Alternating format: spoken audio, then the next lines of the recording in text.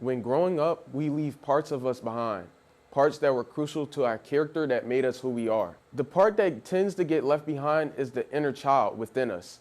Today, we will be asking people 3 questions. What is one thing that you used to do in your childhood? Why did you stop doing it? I used to have this mud kitchen in my backyard with like a countertop and like all the utensils and stuff. And all my friends would come over and we would always make these crazy mud cakes, bro. They were so crazy. And then once it was raining out and my mom wouldn't let me back inside until all the mud was off of me. So I had to be outside in the rain. I don't know, I guess I just didn't like being muddy. The girl that I used to make the cakes with the most, she moved to Barbados. No.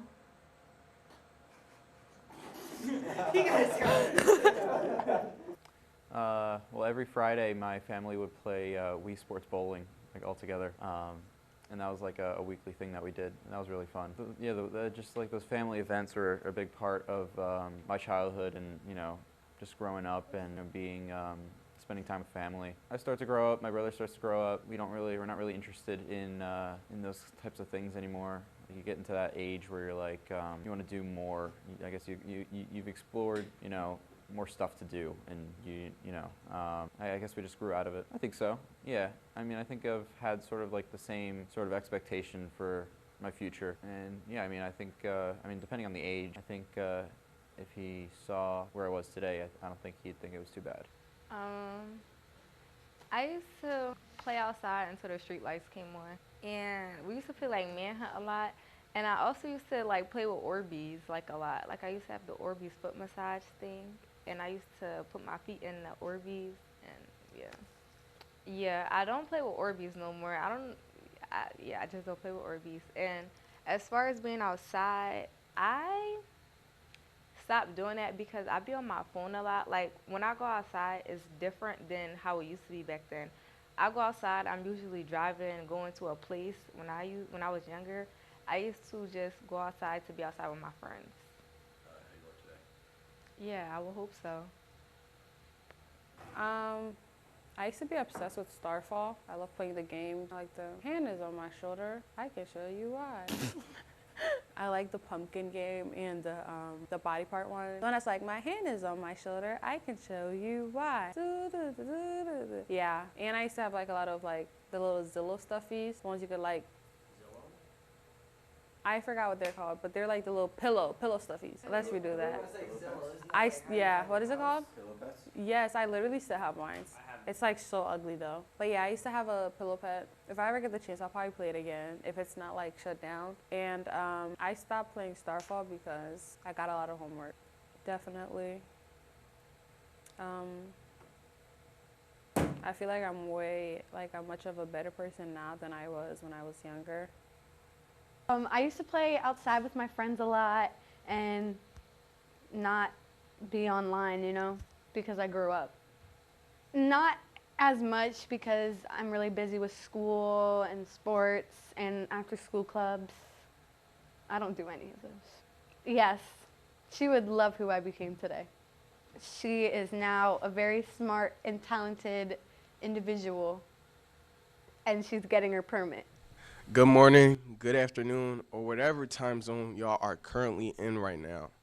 Now today, I hope this video showed y'all that you guys should always try and keep your inner child, because your inner child will always be a part of you. It's something that you grew up with. It's something that made you happy, and it's something that you can potentially share with people that, that come before you that are younger. So I hope you guys keep your inner child, love yourselves, spread positivity, and hopefully you can share the same joy with a younger child that you used to have. It always keeps you walking, and it always shows the best memories that you had when you were younger, because the memories that you had when you were younger is what makes you special today, because it's something that motivates you. It motivates your interest today. A lot of people, if they were into Star Wars when they were younger or WWE wrestling, when they see anything wrestling, a memory of wrestling pops up in their head of whether they watched it with their cousin, their brother, or anybody. It doesn't matter. A memory is a memory. So make sure you guys always keep your inner child, always keep spreading positivity, love, you know, and always keep being yourself, because that is the absolute best way to have self-peace and harmony with yourself, you know. Happiness is only momentarily, but peace is something that you always keep within yourself, especially when you achieve it. Hi, I'm Zach. Hi, I'm Ephraim. Hi, I'm Roman. Hi, I'm Shay, and you're watching Eye of the Panther News. Yeah. Today we're interviewing people about the solar eclipse and the... who am I here with? Nico. Daniela. And what was your experience with the traumatic earthquake? So I said in my very quiet class, I said, "Who's running upstairs?" And it was really quiet and no one answered, so I was a little embarrassed. We were taking an essay in my AP Lang class, and somebody thought that there was a tsunami. Oh, it was nice. It was something. It was really shaky. I personally was also very shook. It was kind of a traumatic experience, actually, because it's just, you know, like the chair fell over in my class, and I nearly broke down. Well, the first one I was actually asleep for, and I actually didn't know what was going on. And the second one, I was like in my house, and it was tragic. Like it started shaking. Like it was really bad. Well, during the earthquake, it was math class, and my friend caused it. She jumped, and it just like the world shook. I didn't feel it. I just got into the locker rooms in gym class, and everybody said, "Did you feel the earthquake?" And I said no. And my mom texted me, and she was like, "Is there an earthquake?" And I said, "I don't know, but everybody around me is saying there was an earthquake." I didn't feel a thing. It was scary. The earthquake was a big surprise. I know when the shaking started, I thought there was an issue with the heating and air conditioning system in the main office, and I actually radioed maintenance to check on that, but then I realized the whole building was shaking. What was your experience with the earthquake? I was in the air. The earthquake shook me back to my ex, bro. I mean, it was like really scary, man. I was asleep, and I woke up, and I was just quaking in my boots. I was shocked. I was just doing work. I'm like, whoa, why's the ground shaking? I just went back to work. Who am I here with? Myron, also known as MG Myron M. Yeah. How was the earthquake like for you? Surprising. It was scary a little bit because, you know, I'm scared of earthquakes. I thought earthquakes were like usually in California, though. I don't know. It just sort of happened, and everyone just sat there in silence, waiting to see if something happened. I don't know. Oh, dude, we were in a chemistry class, and Mr. Wolf started freaking out. He was like, "Whoa, it's an earthquake!" And I was like, "Whoa, it's an earthquake." It actually woke me up from my deep slumber, so I was a little mad about that. I missed it. I wasn't here. I was in Hershey.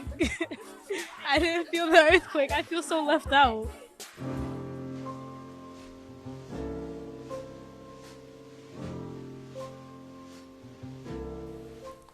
Mr. Wolf, could you explain to us the science behind the earthquakes? Of course, the seismic activity that we felt, believe it or not, we do have fault systems that actually run through the U.S., pretty much right under us. And these faults were created way back when we had Pangea. Remember, that was the point in time where all the continents fit together in one position. They eventually broke up to create, this mid-Atlantic ridge in the Atlantic Ocean. But when it broke up, it created multiple cracks. The cracks are still there. And every now and then, through the adjustment of our continents, we feel the seismic activity. They're not as active as on the West Coast, so we'll never get a 7, 8, or 9 point magnitude earthquake here, but we still get them every now and then. We get them more often, we just don't feel most of them.